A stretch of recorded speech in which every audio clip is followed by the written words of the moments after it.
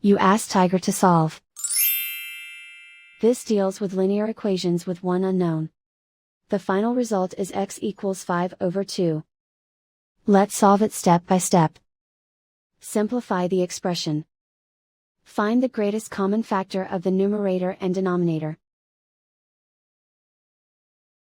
Factor out and cancel the greatest common factor. Group all constants on the right side of the equation. Add 2 to both sides. Simplify the arithmetic.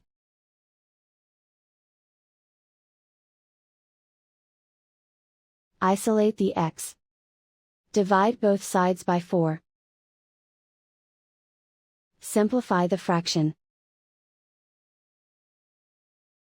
Find the greatest common factor of the numerator and denominator.